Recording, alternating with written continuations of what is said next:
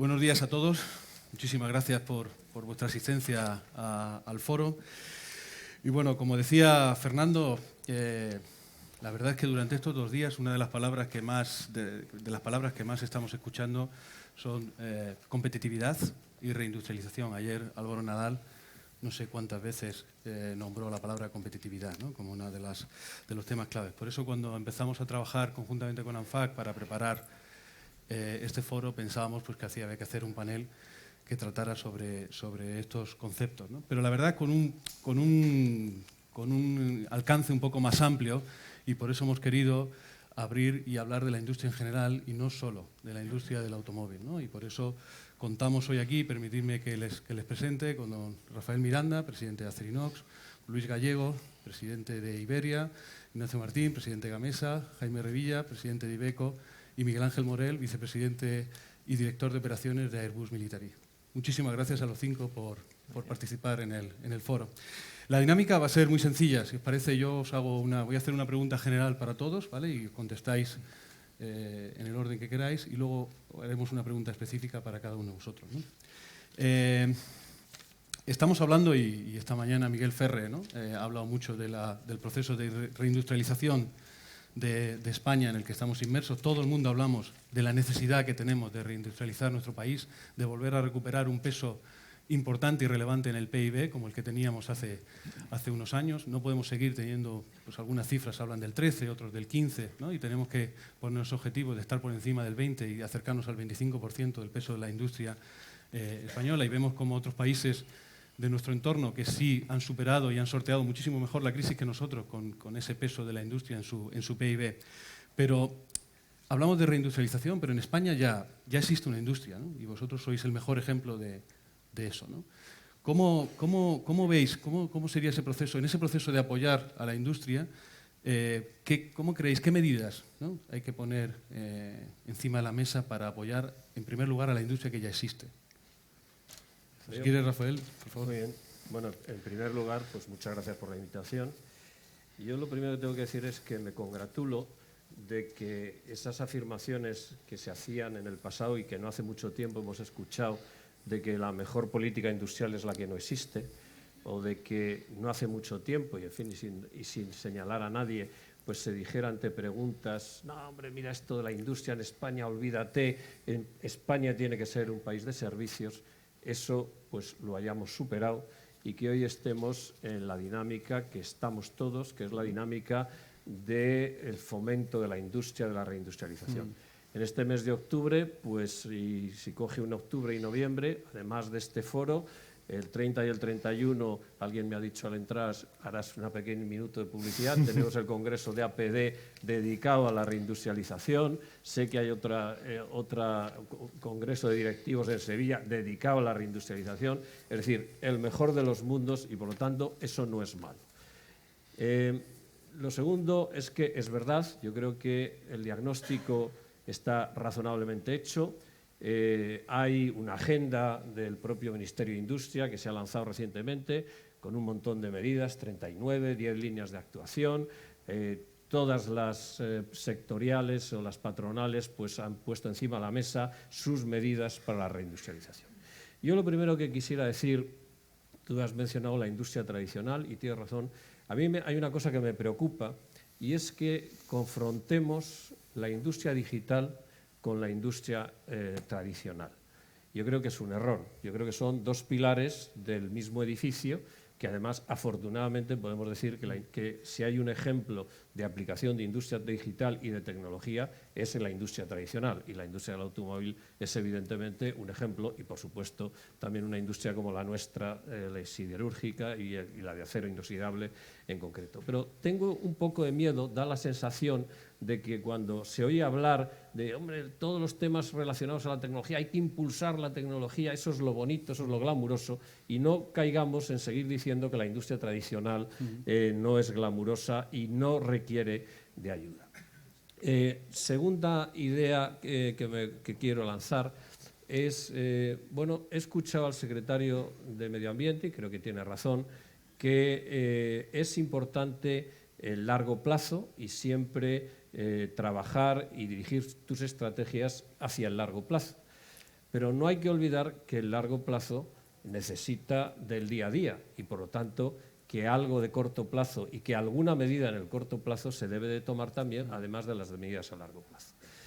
Todas estas agendas, todas estas líneas maestras hacen mucho hincapié en cosas pues, con las que estoy seguro que estamos todos de acuerdo, pues que hay que fomentar el I+D, que hay que buscar estructuras de I+D que sean eficientes, que hay que cambiar el modelo de educación, que hay que buscar la financiación adecuada, etcétera, etcétera. Un tema que a mí me parece muy importante de largo plazo es pensar que el país lo hemos tenido, digamos, vuelto de espaldas hacia la industria. Es decir, la cultura industrial no vendía.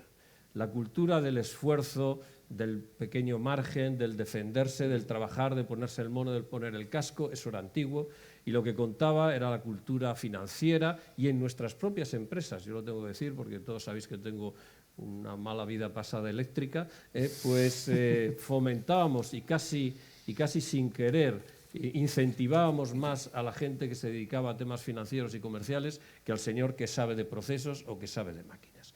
Bueno, dicho eso, yo creo que hay que tomar muchas medidas de largo plazo y que en esas estamos todos de acuerdo y que yo creo que afortunadamente poco a poco las vamos a ir tomando. Pero también hay que tomar medidas de corto plazo y yo ahí hago un llamamiento a Europa y en algo de lo que se ha dicho. Es decir, mire ustedes, si no hay reciprocidad y si no hay igualdad de oportunidades, ustedes sin querer se van a estar cargando la industria europea. Hablo de, por ejemplo, en este caso, Acerinox. Si el 100% del producto importado de dos países como China y Taiwán, donde no tenemos ningún conocimiento, al menos en China, quizás más en Taiwán, de los procedimientos y, desde luego, seguramente con muchísima menos eficiencia en términos económicos, pero sobre todo en términos medioambientales. Si esa producción se hubiera hecho en las fábricas europeas, sin lugar a dudas, la emisión de CO2 mundial hubiera sido muy inferior. Por lo tanto, hombre, si a eso unimos que estos señores están vendiendo producto, haciendo dumping, bueno, señores europeos, tomen ustedes en consideración estas cosas y tomen medidas de corto plazo, y ahí estamos, como seguramente se conoce, con una demanda antidumping ante la Unión Europea. Y segunda cosa, por lo tanto, modelo igual para todos y reciprocidad. Y segunda cosa, también se ha dicho aquí, cuanto más competitiva sea nuestra industria, mejor. Acerinox es un benchmark para la industria y, desde luego, nosotros podemos comparar nuestra eficiencia en nuestras plantas de los Estados Unidos con nuestra planta europea. Para que no me digan que la comparo con Sudáfrica, pues que parece que es un país emergente o de menos nivel. Es tremendo ver que el coste hora hombre en los Estados Unidos es un 10% inferior a los costes en Europa, por dos razones, siendo el nivel salarial superior y la razón muy sencilla, se trabajan aproximadamente 500 horas más en los Estados Unidos que en Europa. Yo cuando ayer lo decía en la COE me miraron así como unos ojos como diciendo no puede ser.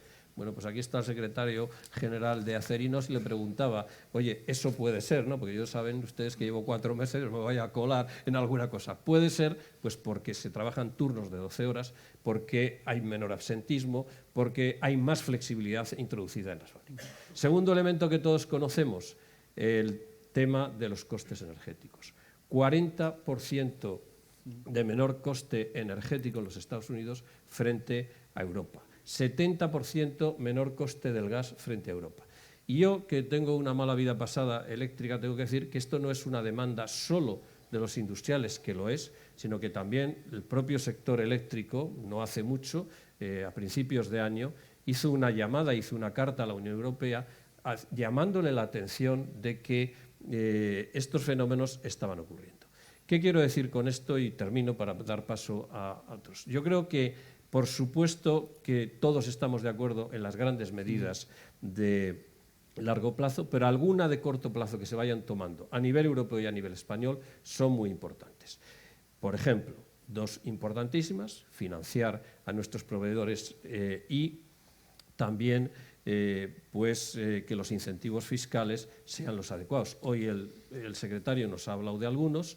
No sería malo, yo me he desayunado con que encuentro que parece que hay un desincentivo fiscal a la actuación de la Unión Temporal de Empresas fuera de España. Y, hombre, démonos cuenta que uno de los males que tiene España, si uno mira el peso de la industria sobre el IBEX y compara con el peso de la industria sobre el DAX o sobre el FTSE, y, por ejemplo, el peso del sector eléctrico, el peso de la banca o del peso de la construcción, pues ahí España está bien porque tiene grandes empresas. Sin embargo, en la industria tiene un peso pequeño. ¿Qué quiero decir con esto? Que todas las medidas que ayuden a la integración de empresas para salir fuera, para competir o al mejorar el tamaño de las empresas españolas son medidas positivas. Por lo tanto, no nos centremos solo en la grandilocuencia de los sistemas educativos, que por supuesto que hay que hacerlo, de las grandes líneas, sino tomemos medidas de corto plazo que son muy importantes en este momento para la vida cotidiana. Okay. Luis. Bueno, buenos días. Muchas gracias por la invitación a este foro. A ver, yo lo que pienso es que cada sector y cada industria, ¿no?, tiene recetas concretas, o sea, no tenemos una receta global para todo, ¿no? Lo que sí que es verdad que nos hemos dado cuenta que el sector industrial es muy importante en una época de crisis como la que hemos vivido recientemente, ¿no? Entonces, en la experiencia, por ejemplo, de Iberia, en la transformación que está teniendo Iberia, pues la ayuda que se puede recibir desde todas las instituciones y desde todos los ámbitos, pues es muy importante a la hora de modernizar la empresa y a la hora de hacer todos los cambios necesarios para llegar a la competitividad y niveles de costes que necesitamos. Entonces, en general, aunque son líneas, pues sí, que ya están dichas en muchos sitios y en muchos planes, nosotros creemos que los planes de educación tienen que ser muy importantes. Creemos también que la actitud y el compromiso de las personas con el cambio también nos tiene que ayudar. Y tenemos también que fomentar, sobre todo, la competitividad dentro de la empresa a través de medidas que pues como comentábamos hace un momento, que hagan que nuestro coste horario pues pueda ser competitivo con otros países, que algunos son como Estados Unidos, pero otros son emergentes, con los cuales no nos podemos pelear a día de hoy. Nosotros, en el caso de las líneas aéreas, pues tenemos líneas aéreas del Golfo Pérsico, tenemos líneas aéreas de Latinoamérica o incluso el bajo coste, con el cual, con los costes que tenemos a día de hoy nosotros, pues nos resulta muy difícil competir.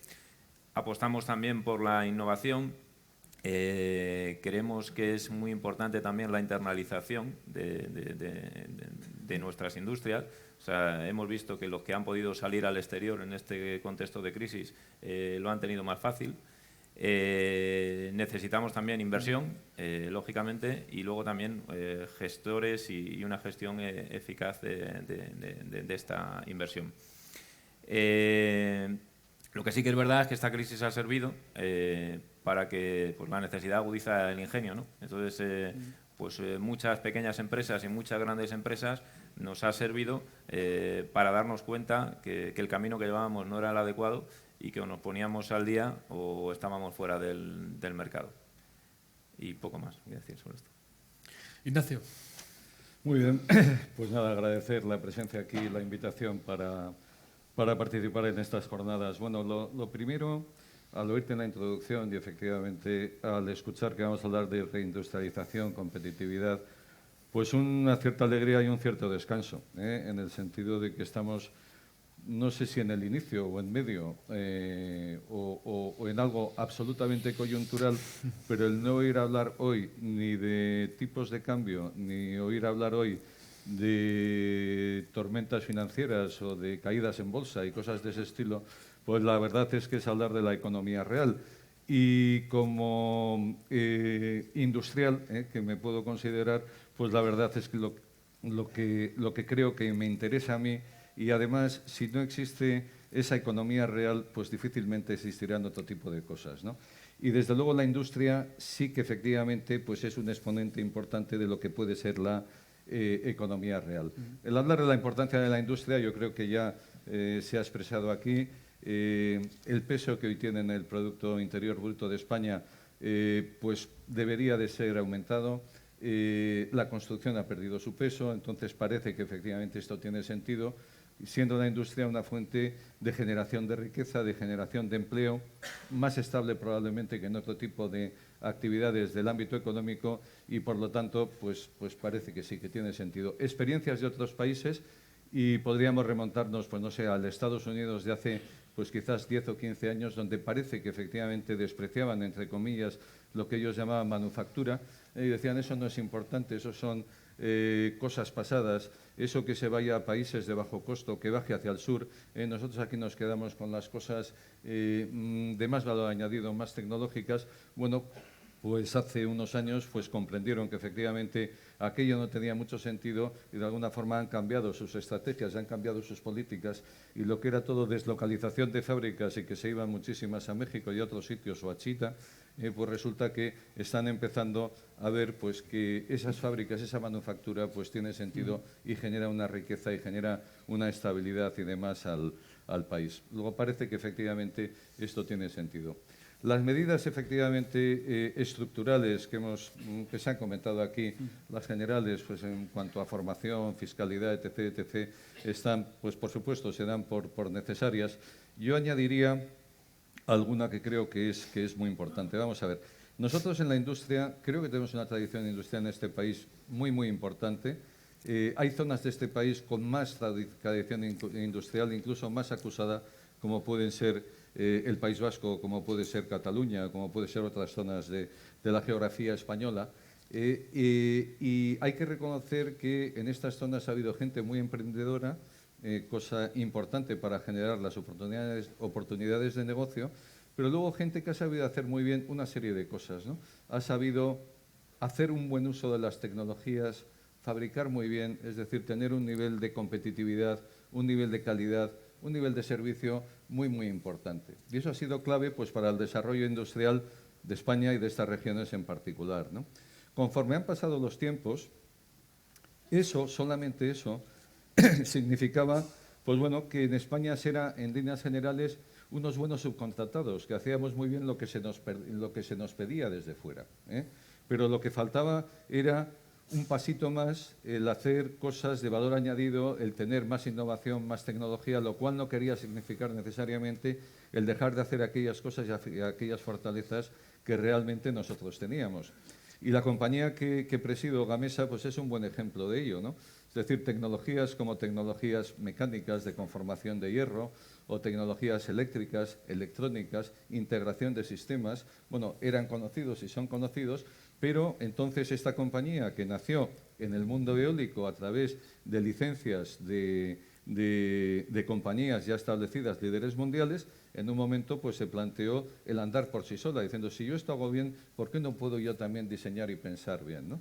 Entonces, bueno, inició ese camino que nos ha llevado a ser pues uno de los líderes mundiales de referencia. Con lo cual quiero decir que para industrializar o para reindustrializar el país hace falta ayudar sin ninguna duda al I+D+I. Es absolutamente clave y fundamental. Si no lo hacemos, probablemente seguiremos siendo unos subcontratados de lujo y efectivamente competiremos en costes, fundamentalmente, competiremos en servicio, en calidad, que está muy bien y es necesario, pero probablemente no es condición suficiente. En el mundo eólico es tremendamente claro. Nosotros en este país hemos desarrollado una industria en general de renovables, en particular eólica, extraordinariamente importante, de las más importantes del mundo. Somos, no sé, en Europa probablemente el país número 3 después de Dinamarca, donde está el líder mundial, que es Vestas, Alemania, donde hay varios fabricantes, y luego está España, ¿no? O sea, nos hemos creado un sitio de privilegio en el contexto mundial. Hemos instalado en el país más de 22 gigas, lo cual es muchísimo, es una barbaridad para una matriz instalada total de 105 gigas más o menos, y que realmente pues está funcionando francamente bien. Bueno, viene el tema del déficit, los problemas macroeconómicos, el déficit hay que solucionarlo y ahí yo creo que todo el mundo está de acuerdo. El cómo se ha solucionado, esa ya es otra historia, pero bueno, el caso es que con la nueva normativa, pues instalaciones nuevas pues no tienen sentido, ¿eh? Realmente no hay inversor en estos momentos que sin tener efectivamente un marco normativo mejor, pues se dedique a investir en energía eólica en España. ¿Qué es lo que pasa con eso? Bueno, pues lo que pasa es que si queremos mantener en España la industria que hemos desarrollado, y nosotros, por ejemplo, tenemos 14 fábricas en España, ¿eh? Tenemos mucha gente trabajando en el sector, pues si queremos mantener eso, una de dos: o exportamos, que es lo que intentamos, pero desgraciadamente la mayor parte de los componentes de peso en el aerogenerador viajan bastante mal, o los temas logísticos es otro de los temas que habría que arreglar, pero eso es complicado, o lo que hacemos es exportar tecnología, ¿eh? Y hacer cosas aquí de gran valor añadido que pueda servir para que sean fabricadas en otros sitios. Hay que ayudar al I+D+I. El poner una máquina de 8 megavatios, un prototipo de 8 megavatios, pues eso implica a lo mejor solo un prototipo, una inversión del orden de 40 a 45 millones de euros. O sea, no son tonterías. Y para estar homologado y certificado, pues a lo mejor hace falta poner 3, ¿eh? Estamos hablando de cantidades de cientos de millones de euros. O hay una ayuda decidida, como ya existe en otros países, o aquí perderemos el tren. Otro tema en el sector, pues para asegurar que efectivamente haya un consumo interno si no hay nuevas instalaciones, la única posibilidad que existe es renovar, adaptar las instalaciones existentes. Es decir, podemos estar muy orgullosos hoy de que tenemos 22 gigas instaladas, pero nosotros calculamos las máquinas para 20 años. Ya sé que lo hacemos muy bien y durarán 22 o 23, pero es que al año 25 esas máquinas o dejarán de funcionar o tendrán un coste de operación y de mantenimiento que lo harán no rentable para el propietario de la instalación. Es decir, que hay actividades de alargamiento de vida o de repotenciación, que también son paquetes de alto valor añadido, que son muy importantes y que pueden generar carga de trabajo para la industria, ¿eh? Con lo cual es otra de las cosas que creo que deberíamos de hacer. Y finalmente, y no me quiero extender más, tema de financiación. Nosotros tenemos competidores extranjeros que efectivamente para trabajar en proyectos de infraestructuras van con una financiación especial proveniente de su propio país. Le pongo especial entre comillas, en algunos casos pública, semipública, lo que sea. Bueno, aquí eso no existe, ¿eh? Y nosotros en ese sentido estamos en desventaja.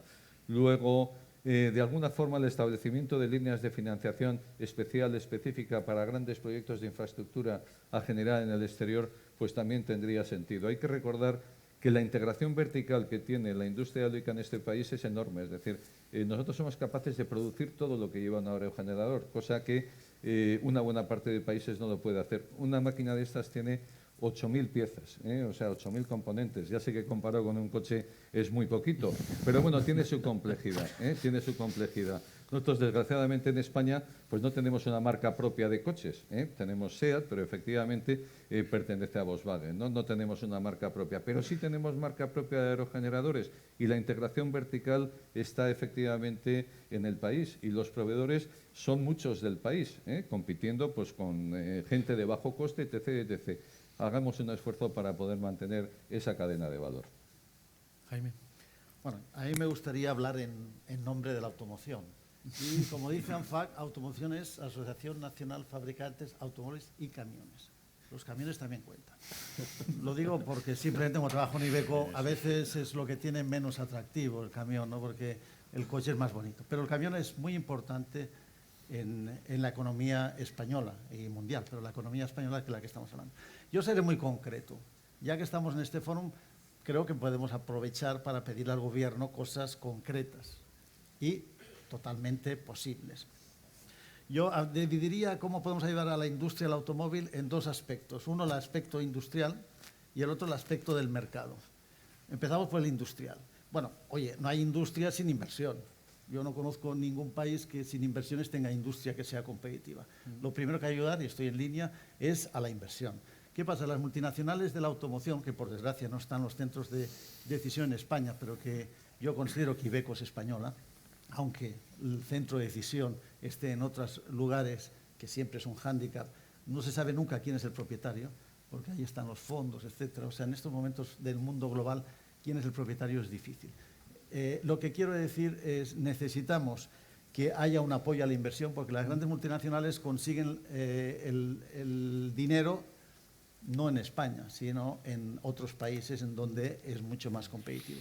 Pero claro, como la industria de la automoción también está apoyada por el sector de componentes, estos quizá que no tienen la dimensión tan grande, con excepciones como tenemos Gestam y otras en este país, requieren financiación en España. O sea que el Gobierno debería ayudarnos a tener una línea de financiación que fuera competitiva con el resto de los países europeos o mundiales.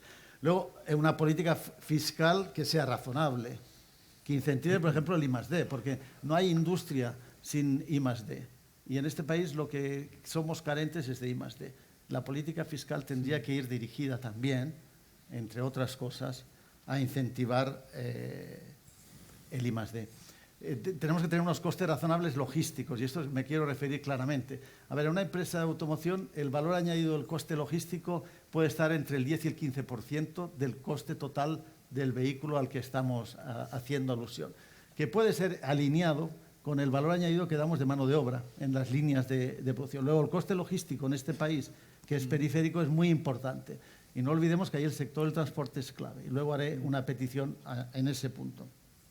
Los costes energéticos.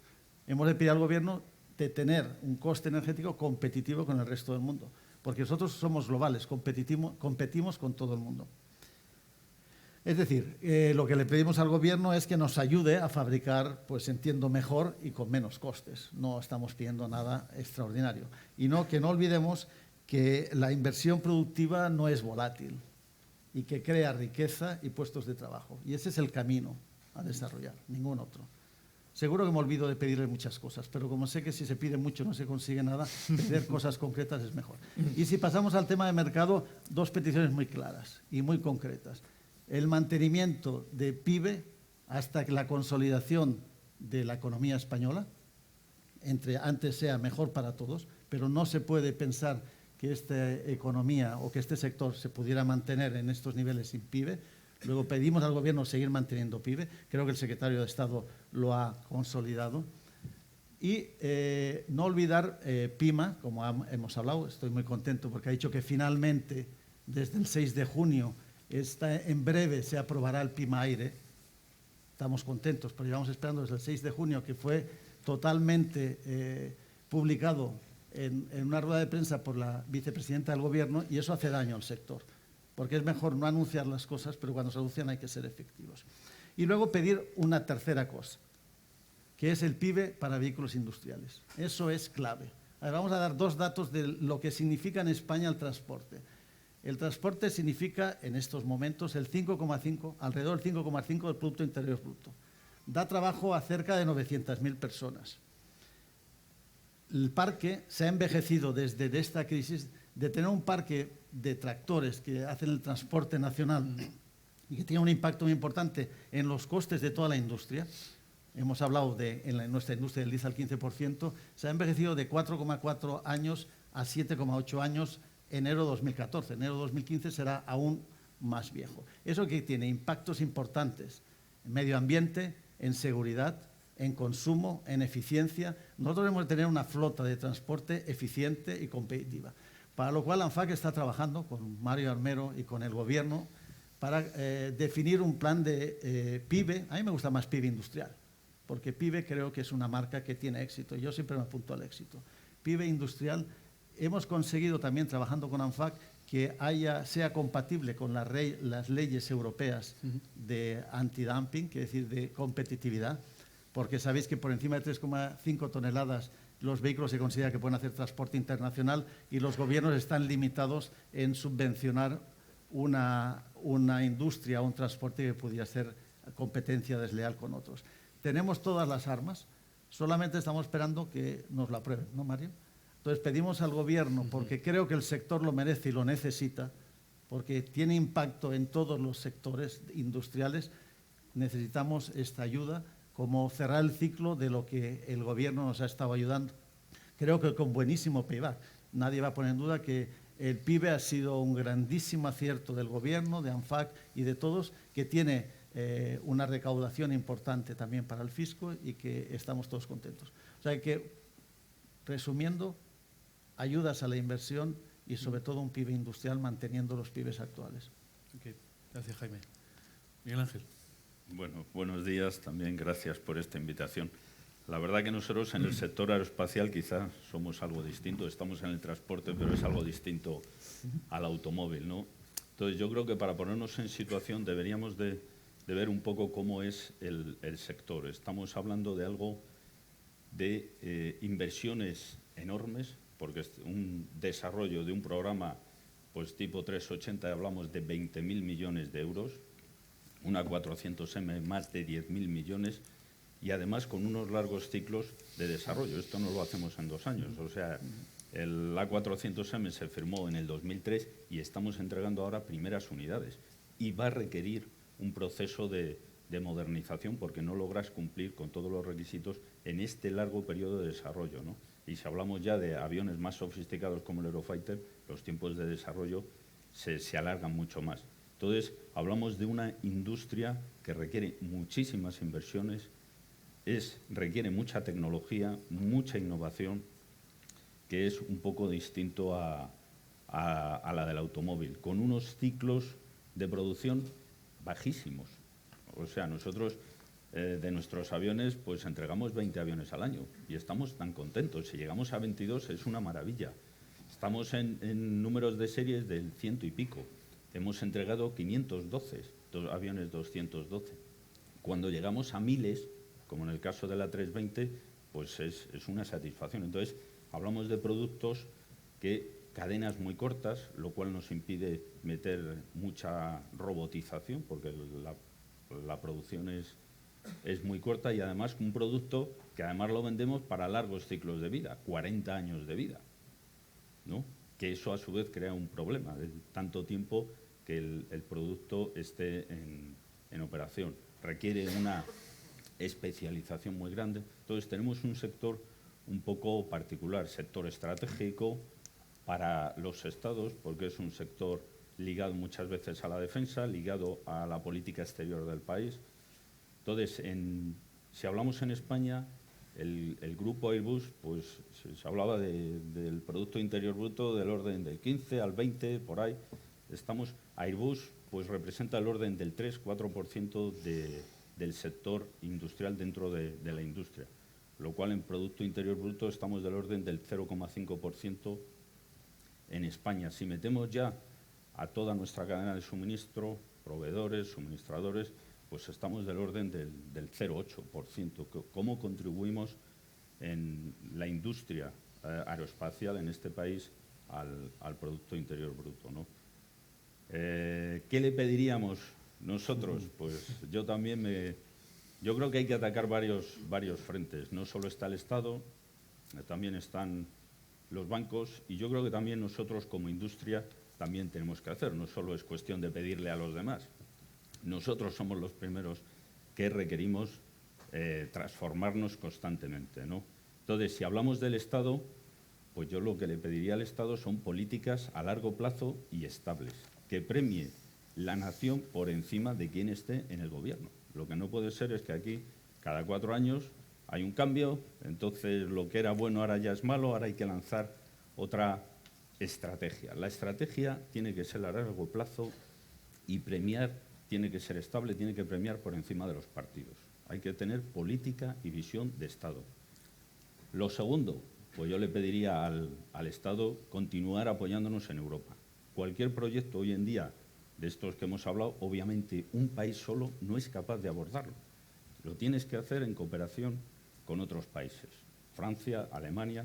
Entonces, hasta ahora hemos tenido siempre el apoyo del Estado, hay que agradecérselo, pero tenemos que seguir continuando con esa política de poder apoyar, porque si no, perdemos el tren que nos puede dar Europa y, por lo tanto, nos caeríamos de este sector en España. ¿Qué le pediría? Pues ya lo habéis comentado todos, I+D, innovación.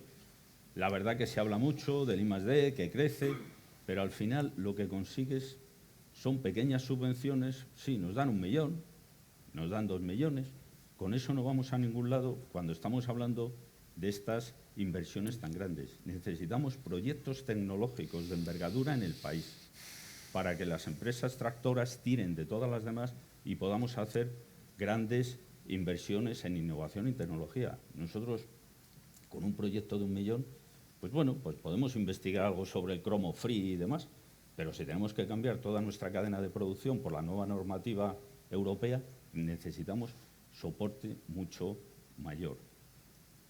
Y por último, yo al Estado le pediría también, que también lo habéis comentado, el tema de la educación. Somos un país que esto es la pera, somos los que más universitarios tenemos y los que más parados tenemos. Increíble, tenemos más universitarios que Francia y Alemania juntos. Aquí todo el mundo es universitario, tenemos las carreras más diversas. Yo creo que hay que volver a tener un plan de educación un poco más racional, apostando por la industria. Entonces, yo los sistemas educativos también, en un sistema a largo plazo, que los cambiamos cada 4 años, parece que hay que cambiar la educación, yo creo que también hay que orientarla de una manera más estable y más racional, ¿no? Luego, si nos vamos a los mercados financieros, pues la verdad es que no hay financiación, lo habéis comentado. Conseguir financiación es muy, muy difícil, especialmente en una industria como esta, que vas a devolver al cabo de 15 años, porque el desarrollo dura tanto. Entonces, claro, tú vas a pedir financiación, nadie te quiere dar financiación. Hay que pedir financiación al Estado, conseguir financiación pública, privada es muy difícil, entonces el tema de la financiación es importante, hay que trabajar ese tema. Y si nos miramos el ombligo y nos miramos nosotros mismos, pues yo creo que también en la industria tenemos que estar en continua transformación, siempre, ¿no? Yo creo que el hacer un análisis del core non-core constantemente, qué es importante, qué tengo que promocionar, qué tengo que desarrollar, qué tengo que conservar, qué me tengo que quitar, porque la verdad ya hay otros países o hay otras tecnologías que ya no me dan a mí valor y me tengo que concentrar en cosas que a futuro sí me van a dar ese valor, ¿no? Hemos hablado también de la exportación. Yo creo que en este sector nosotros exportamos el 90%. Obviamente en España nosotros no podemos vender, porque si vendemos y vivimos solo de España estamos muertos. Entonces hay que exportar no solo a Europa, hay que exportar al mundo. Hay que ser ya globales. Entonces hay que exportar constantemente en todos los países. Y para eso sí viene muy bien que el gobierno te ayude. Y yo creo que también hay que tener tecnología, capacitación. Si no tienes esa tecnología que te da el I+D, pues desapareceríamos. Entonces hay que tener conocimiento, porque si no invertimos, la empresa acaba desapareciendo. Pensar, por ejemplo, que en Europa, Alemania, una industria potente en el automóvil, una industria potente en la industria blanca, la industria aeronáutica, por ejemplo, es mínima. Nadie quiere ir a la industria aeronáutica. Los mejores estudiantes se van al automóvil y a la industria aeronáutica no van, porque Alemania es un país que no es capaz de hacer aviones. Inglaterra es otro país que ahora mismo ha perdido la capacidad de hacer aviones. Ahora mismo en Europa solo quedan 5 países. Italia, Francia, Suecia, España y, bueno, Turquía está haciendo algo. Entonces, somos uno de los pocos que ahora mismo, y uno de los pocos del mundo, que tenemos esa capacidad. Si no invertimos y no apostamos por el futuro, pues la acabaremos perdiendo. Entonces, las inversiones en I+D para mí son fundamentales. Y ya por cerrar, el tema de la competitividad y productividad. Si no reducimos, controlamos nuestros costes, pues también se nos irá la producción a otros países. Nosotros tenemos la ventaja de que mantenemos la ingeniería y mantenemos el control. Por lo tanto, nosotros podemos decidir dónde queremos producir. Pero si queremos producir en España, tenemos que controlar mucho nuestros costes. Y ahí juegan un factor importante los agentes sociales. Los sindicatos tienen que evolucionar acorde evoluciona la empresa. Tienen que estar alineados con la estrategia. Entonces, nosotros hemos firmado, por ejemplo, un acuerdo con ellos de productividad donde se exige que el 6 por todos los años el coste del producto tiene que bajar un 6%. Si no, a nadie se le sube el salario. No solo a los blue collar o a los empleados de taller, a la ingeniería, al management, a nadie se le sube. Entonces, hay un compromiso total de toda la empresa por mejorar nuestros costes. Es no solo un tema de joder, los pobres trabajadores, hay que pedirles que trabajen más rápido y sean más eficaces. No, los ingenieros tienen que pensar en mejores procesos, optimizar la cadena de suministro, entonces todo el mundo comprometido para mejorar la productividad. Gracias. Gracias, Miguel Ángel. La verdad es que me resulta muy interesante que 5 industrias tan diferentes, ¿no?, como la aeroespacial, el automóvil, camiones, Jaime, eólica, líneas aéreas y la siderurgia, ¿no?, la industria tradicional, al final, si os dais cuenta, están hablando de los mismos temas. Estáis hablando absolutamente de las mismas preocupaciones y pedís, ¿no?, trabajar sobre los mismos temas. Pedís trabajar sobre los incentivos a la I+D+I, la ayuda a la inversión, el acceso a la financiación. Habláis de medidas a corto plazo, medidas a largo plazo, por las características tan diferentes de vuestras industrias. Habláis de planes de educación.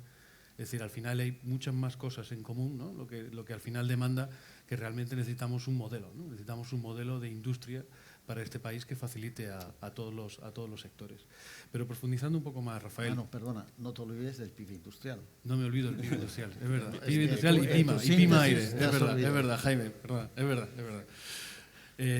Rafael, antes nos has comentado Acerinox, una empresa global con operaciones en todos los mercados, con instalaciones en Estados Unidos, en Europa, en Sudáfrica, en Malasia y, por supuesto, en España, ¿no? Y desde Acerinox, ¿cómo veis el proceso de ralentización que está sufriendo Europa, ¿no?, uno de vuestros principales mercados? ¿Y cómo crees que va a afectar esto al proceso de crecimiento que parece que estábamos empezando hace unos meses, ¿no?, y esa alegría que quieren algunos cortarnos, ¿no?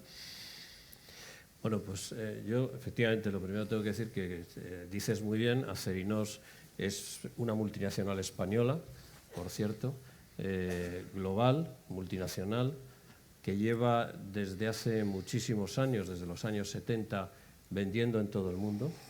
Tú decías que Airbus vende el 90% fuera de España, Acerinox vende el 92% de su facturación es fuera de España.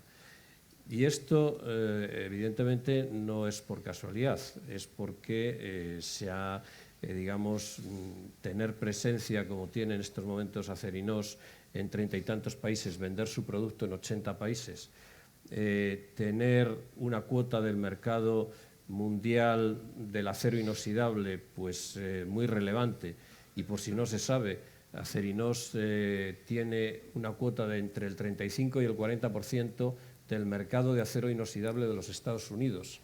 Es decir, es de verdad llamativo, y a mí me llamó la atención cuando una empresa española tiene esa exposición. Digo que esto no es por casualidad, porque Acerinox y la industria siderúrgica en general ha soportado pues, muy diferentes crisis, pero muy particularmente esta crisis pasada tan profunda, donde a la vez, además de la crisis, pues ha habido un cambio estructural de la industria en el mundo fundamental. Es decir, pensar que China el año 2001 tenía el 3,1% de la producción mundial de acero inoxidable, y desde luego pues para nosotros era una maravilla en aquellos años tener la posibilidad de vender a China, y ha pasado al año 2013 a tener el 50% de la capacidad de producción mundial de acero inoxidable. Eso ha exigido, lógicamente, que la industria europea haya hecho una racionalización, haya hecho un ajuste muy importante. ¿Por qué digo esto? Pues porque tú te referías a la crisis europea y te referías al efecto de estar en muy distintas economías. Y yo creo eso que es un valor. La verdad es que el acero inoxidable en el mundo ha tenido un crecimiento espectacular. Si uno mira el crecimiento acumulado medio desde el año 2001 hasta ahora de consumo de acero inoxidable mundial, pues está en torno al 6% de crecimiento anual medio. Es decir, es una cifra ciertamente relevante. Obviamente muy diferente por regiones. Esto está muy afectado, lógicamente, por la gran capacidad de consumo que tiene la región asiática, como no podía ser menos, donde yo creo que está la gran capacidad para el futuro. Europa ha tenido un comportamiento un poco peor y sin embargo los Estados Unidos tienen un comportamiento positivo. Hay que decir que este año 2014 el consumo de acero inoxidable ha estado muy potente en Europa, a pesar de los pesares, en cifras de 2 dígitos, crecimiento de 2 dígitos. Solo hay un país que tiene una situación anormal, que es Francia. Francia, frente a crecimientos pues, del 12, del 13, en fin, la propia España creciendo muy fuertemente, entre otras cosas gracias a la industria del automóvil, pues Francia tiene una caída del 2,6%. Digo esto porque seguramente no es por casualidad. Entonces, a nosotros nos afecta, y ya hablo de industria. Yo en Acerinox estamos moderadamente optimistas de que, a pesar de esta ralentización de la economía europea, pues nuestro posicionamiento en el mundo, nosotros estamos en la región americana, estamos en Asia, como se sabe, estamos en África y estamos en Europa, con instalaciones muy importantes que suministran a todo el mundo y que se juega con todas ellas. Y eso nos permite, pues obviamente, arbitrar y sobre todo nos permite que nuestros resultados y nuestras cuentas de resultados pues se equilibren pues, y que, por ejemplo, el mercado más importante que has dicho tú, Europa, no es Europa para Acerinox, es América y en concreto los Estados Unidos. Ahora bien, y hablando ya de economía, o sea, nosotros, insisto, termino el razonamiento de Acerinox y del acero inoxidable, somos razonablemente optimistas, es posible que haya alguna afección como consecuencia de esta ralentización, pero si uno mira pues, la confianza, los índices de confianza, los PMIs, etcétera, etcétera, de las distintas regiones y de los distintos países, creemos que puede haber en el último semestre del año pues, algún pequeño efecto, pero que y quizás más producto de ajustes de inventario de final de año, porque también dices, ¿y cómo te explicas que haya habido un crecimiento tan potente? Pues también lo asignamos a que ha habido, digamos, ajustes de inventario en positivo, porque todos sabemos que de la crisis han salido las industrias con la cadena de suministro muy baja. Es decir, los grandes almacenes estaban sin frigoríficos, sin cocinas, en fin, al margen, insisto, de la gran marcha que tiene el sector del automóvil. Entonces, puede haber un pequeño, pero somos optimistas de que, o moderadamente optimistas, de que este crecimiento permanezca. Ahora bien, ¿le va a afectar a la economía española esta potencial ralentización? Hombre, si desde luego vamos a la tercera recesión, eso seríamos insensatos pensar que no va a haber una afección. Otra cosa es que lo que es inevitable, y yo creo que España lo que tiene que seguir haciendo es concentrarse en lo que tiene que hacer, que es profundizar en las reformas. Nos ha dicho el secretario de Estado, tomar medidas que incentiven la demanda interna, si es posible, para compensar la caída de la demanda externa como consecuencia de esas circunstancias, y eso, pues sin duda, ayudará. Pero yo creo que no debemos de cerrar o desenfocar nuestra posición. Tenemos que seguir flexibilizando nuestra economía, tenemos que seguir profundizando en las reformas, que algunas todavía quedan, y no dejemos de hacerlo a pesar de que podamos vernos afectados por esta ralentización, que Dios quiera que no sea posible. Y yo insisto un poco en ser realistas. Claro, esto de empezar a ser mayor tiene algunos inconvenientes, pero también tiene algunas ventajas. Claro, decir que España pone la interconexión como un elemento de incentivación de las inversiones para Europa, pues está muy bien y seguramente vende mucho. Pero claro, yo es que eso lo he oído ya por lo menos en 5 ocasiones. Es decir, que yo sé lo que se tarda en hacer una línea eléctrica y yo sé lo que son los jueces franceses y yo sé las dificultades que vamos a seguir teniendo. Seamos más realistas, busquemos medidas como las que aquí se han dicho para ayudar a nuestra industria y ayudar a la industria europea, y no pensemos en grandilocuencias, que hay que hacerlas, por supuesto, y que son de largo plazo, pero, hombre, déjeme usted decirle que a lo mejor pensar que la interconexión del sistema energético español, que ya hace 20 años decíamos que tenía que ser del 10% y que sigue siendo del 1,4% y que no se ha movido un ápice, lo vamos a resolver en los próximos 3 o 4 años, que son los que necesitamos de verdad para que nuestra industria siga tirando.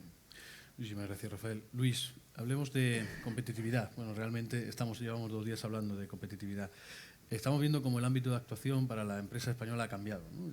Empresas globales, cada vez más, con exportaciones entre el 80 y el 90%, pero sí es verdad que Iberia en esto es casi un histórico, ¿no? Siempre ha sido pues, la compañía de bandera, ¿no? Y lleváis siendo globales mucho tiempo. Y para conseguir eso hay que ser muy competitivo, ¿no? Iberia ha sufrido un proceso de transformación muy relevante en los últimos años. ¿Cuáles han sido las palancas para mejorar la competitividad de Iberia en los últimos años? ¿Y cuáles crees, cómo ves a Iberia en 5 años en un mercado tan competitivo como es el de las líneas aéreas?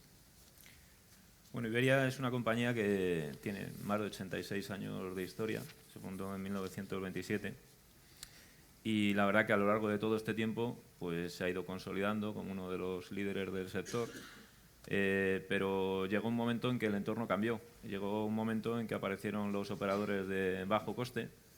Los operadores de bajo coste, primero a todas las compañías de bandera, a todas las compañías legacy, en un principio se vio con escepticismo, se pensó que era un fenómeno que no iba a cuajar, a día de hoy tienen más del 50% del mercado y cada compañía hemos ido haciendo a lo largo del tiempo pues, distintas alternativas para intentar minimizar su impacto. Por ejemplo, Iberia ya en el año 2006 lanzó una compañía de bajo coste en Barcelona que se llamaba Clicker, que posteriormente en el año 2009 se fusionó con Vueling, que hoy es una gran low cost que tenemos en España, con base en Barcelona.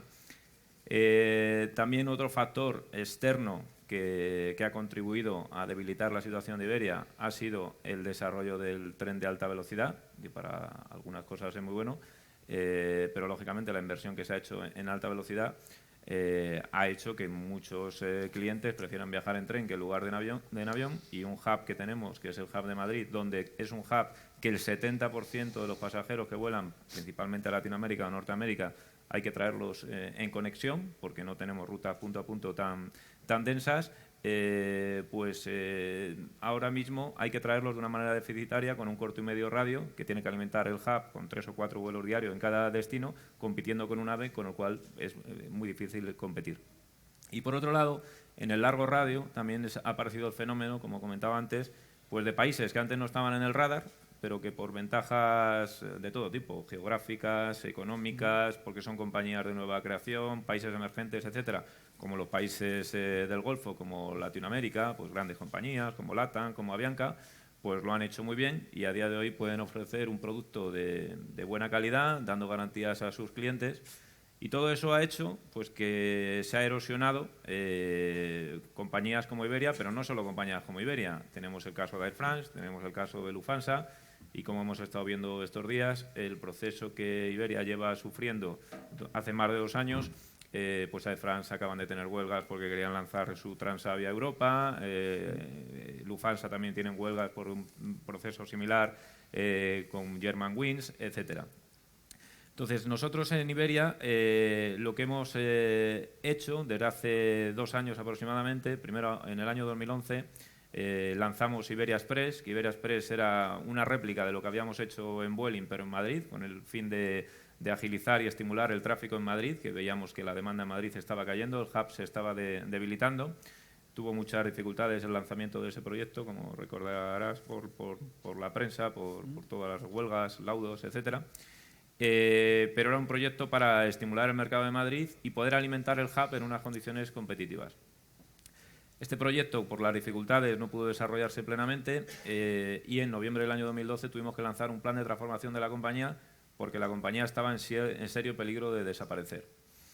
A diferencia de, por ejemplo, Estados Unidos, si vemos ahora cómo se ha consolidado el mercado americano, tienen la ventaja del Chapter 11 que nosotros aquí no tenemos. Entonces, ahora mismo, pues en Estados Unidos las compañías americanas están fatal, pero se han consolidado, han creado 3 grandes grupos y ahora están las primeras en capitalización. Nosotros en Europa pues no tenemos esta facilidad y tenemos que transformar las compañías a golpe de riñón, ¿no? Prácticamente. Entonces, nosotros en noviembre del 2012 lanzamos un plan de transformación de la compañía que fundamentalmente lo que pretendía era trabajar en varios aspectos donde estábamos más débil. Uno era los costes. Los costes de Iberia estaban fuera de mercado. Iberia venía de ser una compañía pública, se hizo privada, pero hay numerosos procesos, procedimientos, etcétera, que siguen anclados en el pasado y nunca ha tenido una transformación como pueden haber tenido otras compañías. También teníamos que trabajar en los ingresos. Los ingresos de la compañía tenían un gap con los competidores principales, con Air France, con Lufthansa, con British, que no permitía mantener ese incremento de costes que teníamos. Es cierto que la naturaleza del hub de Madrid es distinto de otros hubs. Un hub de Londres es un hub saturado, donde uno se puede permitir el lujo de subir los precios y sigues teniendo el hub saturado. En Madrid no. En Madrid resulta que, siempre comentamos, no es lo mismo la ruta Londres-Nueva York que volar de Madrid a Ecuador. Pues el yield, el ingreso que recibes en esas rutas, es totalmente distinto. Entonces hicimos un esfuerzo también en la parte de ingresos. Hicimos un esfuerzo también en renovar la marca de Iberia, el producto, y centrarnos en el cliente. Entonces, en la parte de costes, por un lado, analizamos todos los procesos de la compañía, seguimos en el proceso de simplificación de todos los procesos y teníamos un grave problema en el tema laboral. En el tema laboral, si uno compara los costes que una compañía a bajo coste puede tener, el coste unitario comparado con una legacy puede ser un 40% inferior. Parte viene del salario, pero parte viene de la productividad de las tripulaciones. Si uno se compara también con una línea aérea que esté cruzando el Atlántico Sur, pues se encuentra que uno se cruza con LATAM, donde están cobrando sus tripulantes, antes de nuestra transformación, podían estar cobrando un tercio de lo que cobraban los nuestros volando más horas, y eso hacía que tu coste unitario estuviera fuera de mercado. Y por todo eso era necesario llegar a un acuerdo pues, con todas las representantes sindicales, y llegamos a ese acuerdo en febrero de este año, primero con SEPLA y posteriormente con el resto de sindicatos. En el tema de ingresos, ¿qué es lo que estamos haciendo? En el tema de ingresos, asumiendo que vamos a tener siempre un gap con otros hubs más ricos, lo que hemos trabajado son varias líneas de actuación para mejorar todo el tema de la gestión de ingresos, la fuerza de venta, la presencia de la marca de Iberia en Latinoamérica. Hemos renovado la marca, tenemos una nueva marca.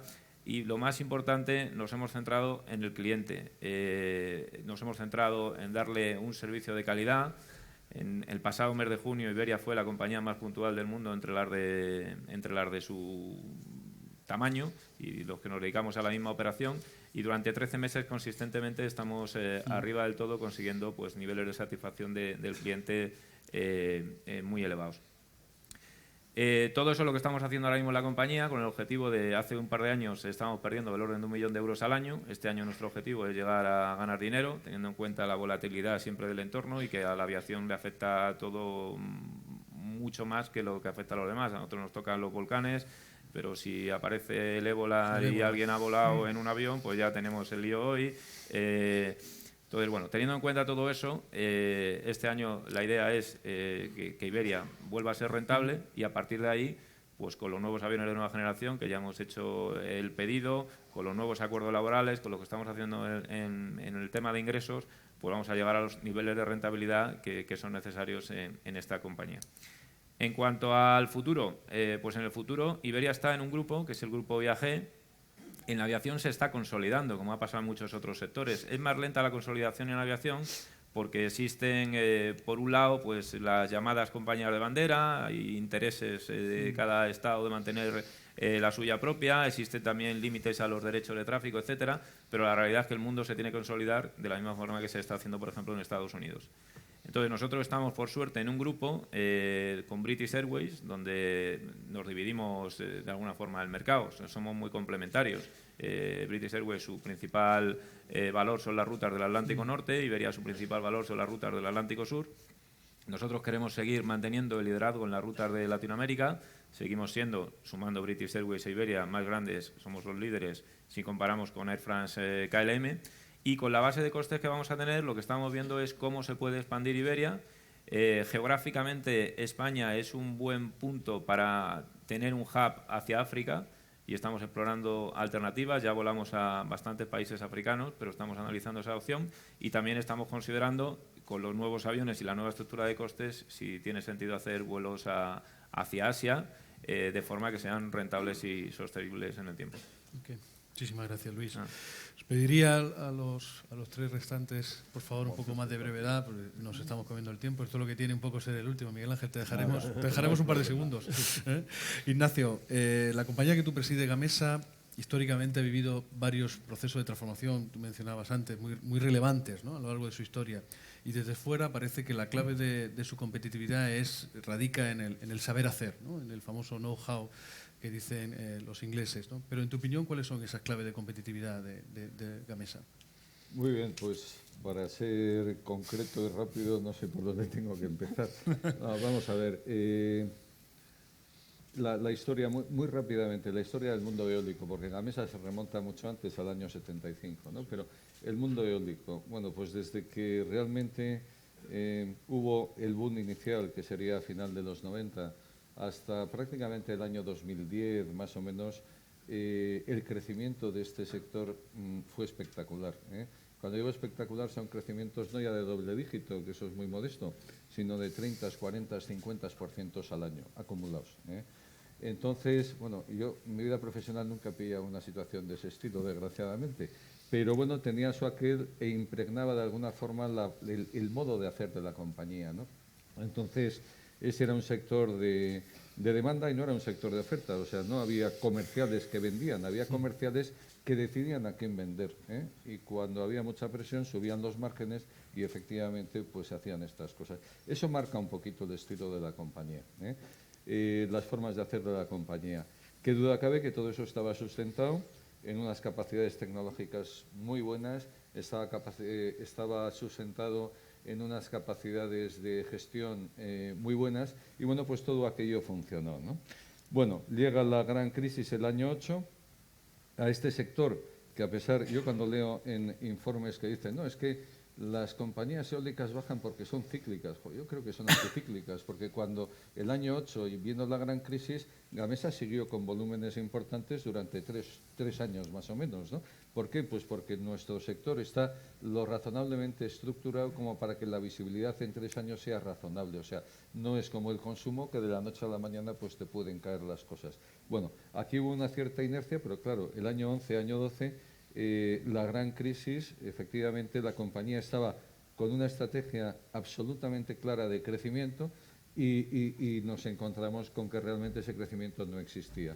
Entonces, bueno, lo que hubo que hacer es primero redimensionar la compañía, primero valorar cuál era el punto al cual nos queríamos dirigir y efectivamente pues aquello fueron discusiones interesantes entre un recién llegado que no tenía ni idea ni del sector energético, ni del mundo eólico, ni nada por el estilo, y gente que llevaba bastantes años trabajando sobre el tema y que evidentemente había temas diferentes. Bueno, al final decidimos, y en estas crisis siempre suele ser bastante vertical, decidimos entre todos el hacer una reestructuración y el dimensionar la compañía para la mitad. O sea, lo más importante es ser realista y saber efectivamente en dónde estás, ¿no? Y dijimos, vamos a bajar nuestro break-even, nuestro punto muerto, porque si íbamos para 4.000 megavatios y resulta que no vemos más de 2.000, venga, vamos a ponerlo en 1.700, ¿eh? ¿Y cómo lo vamos a hacer? Y entonces nos pusimos todos a trabajar, fue un trabajo muy duro, es decir, de 9.000 personas, pues al final dimensionamos la compañía para 6.000, tuvimos que hacer una limpieza de balance muy importante y a pesar que, creo que lo dije ayer en otro sitio, a pesar de ser de cerca de Bilbao, de San Sebastián, me temblaban las piernas pues cuando presentamos 700 millones de resultados negativos el año 12, en fin, una serie de cosas importantes, ¿no? Pero es que en paralelo con el recorte, y eso es lo importante, preparábamos la compañía para futuros crecimientos. Y entonces, bueno, lo que dijimos es qué líneas de productos son las que tienen que funcionar cara a futuro, la cadena de valor, dónde queremos estar, y queríamos estar en toda la cadena de valor, hacia qué países dirigirnos, etc., etc., ¿no? Bueno, y después de haber estado trabajando en el mundo del automóvil, pues la friolera de 26, 27 años, pues bueno, pues determinadas cosas que habíamos hecho en el mundo del automóvil hace muchísimo tiempo, pero que no son conocidas en otros sectores, pues los empezamos a implantar. Yo cuando veía que para fabricar una máquina o desarrollar una turbina hacían falta pues 5 años, yo decía, pero vamos, en el automóvil 5 años efectivamente es un coche desde cero y además eso era antes. Ahora cualquier restyling de coche que tienes la plataforma ya hecha y que tienes el chasis ya hecho y que aprovechas todo esto, en un par de años un facelift, Ramón, eso está hecho, ¿no? eso está superado. Bueno, pues a partir de ahí nos empezamos a hacer cosas de ese estilo, ¿no? Es decir, cogíamos las cosas de base, customizábamos para diferentes geografías, regímenes de vientos, etc., etc., y bueno, hemos empezado a lanzar productos en 18 meses, que no está mal, aunque es muy mejorable. Hacer ingeniería simultánea, que es que no se conocía efectivamente en nuestro sector. En fin, gestión por procesos. Ese tipo de cosas son las que hemos hecho, ¿no? ¿Y eso qué nos ha permitido? Hombre, a mí ya me gustaría vender el 8% en España. Yo vendo 0 en cuanto a instalaciones nuevas. No hay instalación nueva eólica en este país. Eso nos ha permitido competir en todo el resto del mundo mundial. Es decir, que nosotros, bueno, pues estamos exportando y fabricando en muchísimos países en estos momentos, ¿no? Y lo que hemos hecho es, en vez de quejarnos de los chinos, que efectivamente están ahí, pues lo que hemos hecho es aprovechar las virtudes de los chinos, y lo que hemos hecho es, en nuestra estrategia, establecer 2 hubs de producción, un centro de producción en España, porque tenemos un conocimiento, un saber hacer las cosas que es muy bueno, y tenemos un centro de producción en China. Si los chinos son competitivos, aprovechemos efectivamente las fortalezas de los chinos. Y tenemos unas fábricas espléndidas y tenemos un supply chain en China que nos abastece a buena parte del resto del mundo, ¿no? Y entonces, bueno, de esa forma lo que hemos conseguido es, pues, el estar presentes en los mercados que afortunadamente todavía crecen, los emergentes, que están sufriendo, crecen menos de lo necesario. Algún país incluso se puede decir que está en recesión porque lleva varios trimestres que efectivamente no crece, pero su necesidad de fortalecer su matriz energética sigue siendo muy importante, ¿no? Y eso nos permite, pues bueno, pues ser en México el primer fabricante con el 50% de cuota de mercado, estar en la India en la primera posición con el 30% de cuota, estar en Brasil también en las primeras posiciones, número 2, con el 30 y tantos % de cuota. Bueno, eso es lo que nos permite, y son países de bajo costo en teoría. ¿Cómo lo hacemos? Con mucho esfuerzo, con muchísima tecnología y descentralizando muchísimo. Descentralizando muchísimo. Como hablábamos antes, como decías, Rafael, somos una multinacional española, pero cuando estamos en Brasil somos brasileños y cuando estamos en India somos indios. Y ahí es lo que creo que nos ha servido, pues, para que nuestra competitividad sea tal que nos permita, pues, seguir estando en posiciones punteras a pesar de la gran crisis que sufrimos el año 2012. Muchísimas gracias, Ignacio. Jaime, recientemente tu grupo ha decidido concentrar aquí en España toda la producción de camiones pesados, ¿no?, para Europa, Oriente Medio y África. ¿Qué es lo que tiene España? ¿Qué es lo que ha hecho a tu grupo decidirse por traerse la producción aquí, además compitiendo con países, ¿no?, como Alemania, que son tan competitivos en el sector? Sí, anteriormente producíamos camiones en Alemania y en España, ahora solo producimos en España. Yo creo que analizar cuáles son las claves del éxito, que coinciden, entiendo, con prácticamente al 100% con las claves del éxito del sector de automoción, es importante, porque siempre es interesante analizar cuáles son tus fortalezas. Yo creo que la primera fortaleza que tenemos en España en el sector de automoción es que ya tenemos las inversiones hechas. Tenemos una infraestructura industrial muy importante de hace muchísimos años, que eso nos convierte en líderes o empresas muy importantes en este país. Tenemos una buena infraestructura también de empresas de componente, que en este caso son multinacionales españolas, con capital español. Tenemos algunas que he citado y que están en mente de todos. Yo creo que hay otro punto muy importante, que tenemos una mano de obra que es cualificada. Sobre todo en lo que atañe a Iveco es muy importante, porque nosotros podemos hacer 7.000 modelos distintos de 25 o 30.000 camiones que hacemos al año. Quiere decir que la mano de obra, en donde está menos mecanizado con la industria de automóviles, porque repite mucho el mismo modelo, la mano de obra es muy importante. Nosotros tenemos una mano de obra que viene desde el año 1946, que la fábrica de Madrid produce camiones. Luego algo hemos aprendido. Luego hay otro punto muy importante. Nosotros, yo creo que lo hemos dicho muchas veces, Manu, nunca seremos un país de low cost, ni pretendemos serlo, sería un error enorme, ¿no? Nosotros somos el país más competitivo dentro de los países desarrollados europeos. Nuestro coste de mano de obra es un coste más bajo que el que pueda tener países como, por supuesto, Alemania, pero Italia, Francia, etcétera. Luego, esto es una fortaleza. Pero hay una fortaleza muy importante, porque yo creo que hay que darle a los sindicatos el valor que han tenido en todo este éxito que Iveco ha tenido en España, y que creo que muchos sectores de automoción, muchas empresas de automoción en España lo han tenido, ¿no? Yo creo que los sindicatos han sido inteligentes y se han dado cuenta antes que sus colegas de otros países por dónde teníamos que ir. Pero la flexibilidad laboral que hemos conseguido con los convenios que tenemos, en nuestro caso particular en Iveco, pero prácticamente toda la industria de automoción, creo que va 1 o 2 pasos por delante de lo que los sindicatos o los convenios en otros sectores industriales de este país. Y yo creo que hay que agradecer a los sindicatos la ayuda que nos han dado, porque gracias a ellos seguramente estamos hoy aquí sentados. ¿Qué es lo que ha sucedido? Bueno, nosotros hemos incrementado desde el 2012 que presentamos el plan industrial en un momento crítico que nadie confiaba en España, hemos incrementado 52% nuestra producción, estamos exportando este año el 91% y eso no deja de ser una debilidad. Es una fortaleza porque va bien a la balanza de pagos, pero es una debilidad porque el mercado interior es demasiado débil como para seguir soportando inversiones futuras de multinacionales en donde si esto es tan pequeño puede poner a duda. Luego nosotros tenemos que ayudar al sector, y lo he dicho antes, porque no solamente cuando hablamos de balanza de pago está en lo que exportamos, está en lo que montamos también. Hemos de ayudar a nacionalizar componentes, porque estamos importando mucho componente de países europeos cuando tenemos empresas muy importantes en este país que podría. La logística, hay que ayudar a la logística, hay que modernizar nuestro parque de camiones y hay que trabajar para consolidar la industria de automoción en España en desarrollar centros técnicos, centros de desarrollo de producto que nos ayuden desde la base a poder coordinar con los proveedores españoles el futuro, que es donde se marca, desde los centros de desarrollo, es donde se marca desde el inicio lo que va a ser el futuro. Yo creo que ahí necesitamos del gobierno y de todos pues una apuesta por el futuro, porque yo estoy convencido que los ingenieros que tenemos son tan buenos como los mejores europeos y lo hemos demostrado.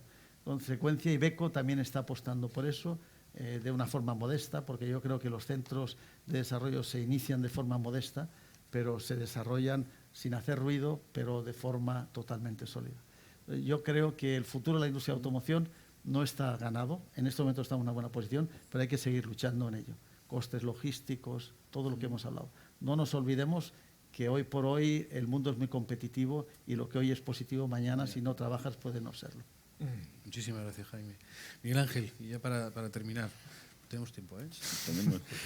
Normalmente estamos hablando de los gobiernos, pues lo decía Jaime, para hacerle peticiones, para impulsar, para dinamizar, ¿no? Para facilitar el desarrollo de una industria o de varias industrias, pero en el caso vuestro, en Airbus, el gobierno es cliente y es accionista, ¿no?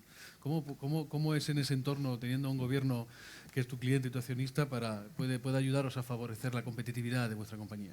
Bueno, vamos a ir rápido porque nos hemos comido el café y la audiencia nos va a matar. Y encima habéis puesto la música de Juego de Tronos, donde muere todo el mundo, así que a ver si salimos vivos, ¿no? Entonces, en nuestro caso, efectivamente, siendo una empresa ligada al sector de defensa, que es un sector estratégico y de soberanía nacional, obviamente tenemos una relación muy estrecha y de cooperación total con el gobierno, en ese doble papel de cliente y accionista. La verdad que el papel de accionista cada vez se ha ido reduciendo. Ahora mismo pues tenemos 4% del gobierno español, 12% Francia, 12% Alemania, lo cual la mayoría del capital cotiza libremente en bolsa y los órganos de gobierno toman las decisiones sin ningún derecho de veto que antes hubo un tiempo que tuvieron los gobiernos, ¿no? Entonces, bueno, por el tema de soberanía nacional, los estados consideran participar en la empresa, ¿no? Pero desde el punto de vista de cliente, nosotros debemos de pensar que cómo nos va a comprar otro estado, porque nosotros vendemos normalmente a los estados, no vendemos a particulares, vendemos a estados o a organismos institucionales, llámese policía, servicios de rescate y demás. Entonces, si tu gobierno no te ha comprado, pues la verdad es que ellos cómo te van a comprar a ti. Y siempre es un tema que previamente, si tu gobierno te ha comprado tus productos, digamos, es una garantía, es un aval y es una manera de exportar, ¿no? Entonces, en ese sentido, la verdad que el gobierno normalmente ha comprado nuestros productos, por lo general en todos los casos, salvo ya en los últimos años que debido a la crisis, pues por ejemplo, el producto tanquero pues no lo ha comprado el gobierno español por falta de presupuesto, ¿no? Y entonces nosotros lo estamos vendiendo fuera y sin que el gobierno español lo tenga, ¿no? Pero esto para nosotros yo creo que se transforma en un doble sentido de que Desde el punto de vista comercial, cliente es un negocio, aunque ya digo que para nosotros como Airbus es poco la contribución del gobierno español, porque vendemos en España muy poco. Para el sector sí es importante. Para el sector hay mucha gente del sector que depende del Ministerio de Defensa, pero también es una manera, es una especie de embajador nuestro, ¿no? Y de alguna manera también, al ser un tema de soberanía nacional, nos da una cierta cobertura. Nosotros, para ciertos aspectos, no dependemos de Bruselas y bueno, mientras no se ceda la soberanía nacional, no sé, como espero que no se acabe cediendo, como aquí a veces ocurren cosas curiosas, espero que no cedamos la soberanía nacional y que únicamente en Europa, con las nuevas agencias que se están creando, como la Agencia Europea de Defensa, pues simplemente se limiten a definir estrategias o políticas europeas, ¿no? Pero que luego cada país mantiene su independencia. Entonces, al depender mucho el sector bastante del presupuesto, obviamente el presupuesto no crece. Bueno, el otro día lo anunciaron, ha subido el 0,5%. En los últimos 5 años me parece que es la primera subida simbólica.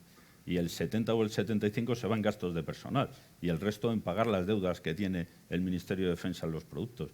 Entonces, no da para más. Por eso, pues obviamente hay que estar vendiendo fuera y el sector lo que tiene que hacer es diversificarse y no solo cubrir el sector de defensa, sino tener un sector transversal.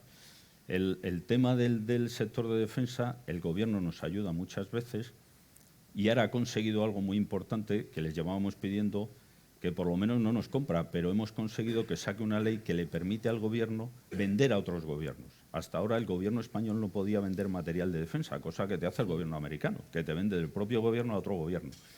Teníamos que ser nosotros, como empresa. El hecho de que tu propio Gobierno pueda vender material de defensa, pues puede ser una ayuda al sector. Vamos a ver si empieza a desarrollarse esa ley y se empieza a vender, lo cual vendría también muy bien al sector.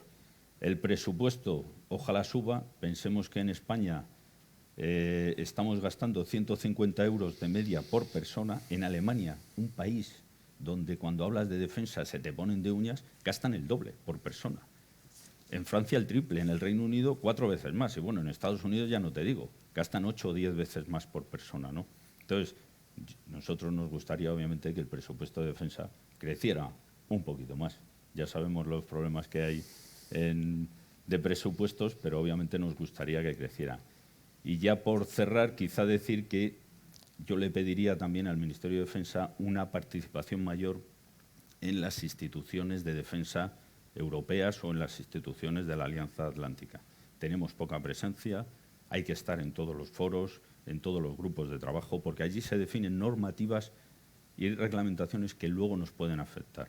Y también a las instituciones que dependen del Ministerio, pues que jueguen un papel mucho más relevante y que empiecen a modernizarse de acuerdo a cómo va evolucionando Europa, que es algo que están empezando a hacer, ¿no? Pero yo les pediría mayor involucración en esas actividades. Muchísimas gracias, Miguel Ángel. Bueno, yo creo que hemos dado un repaso importante a la reindustrialización, a la competitividad. Como decía antes, para mí, no sé si compartís, pero la principal conclusión es que 5 industrias absolutamente diferentes, ¿no? Con unas peculiaridades tan dispares como las que vosotros tenéis. Me dicen que me enrolle 10 minutos más, pero no sé si tenemos tanto para tantos minutos. Pero bueno, yo no sé, David, esta ya te la devolveré. Pues decía, estas industrias tan diferentes al final hablan de temas tan comunes, ¿no? Yo creo que cada vez más hablar de industria, tenemos que pasar a la acción, tú lo decías, Rafael, ¿no? Las medidas a corto plazo, ¿no? Y tenemos que empezar a notarlo y que verdaderamente ese PIB, ¿no? Sobre el peso de la industria sobre el PIB suba, ¿no? Simplemente quería daros las gracias por vuestra participación. Sé que habéis venido de fuera con vuestro esfuerzo. Y solo una pregunta, ¿para hablar de industria hace falta ser ingeniero? Porque los 5 sois ingenieros. Hombre, es una clase, ¿no? Bueno, afortunadamente no necesariamente. Afortunadamente. Hay muchos ejemplos en el mundo de gente que incluso que es de letras o que formación de historia y que está metido en estos ajos. Ya, pero no es lo mismo, ¿eh? No, bueno. Es verdad que no es lo mismo, no voy a decir yo lo contrario que lo soy. Bueno, daros las gracias por vuestra participación. Gracias.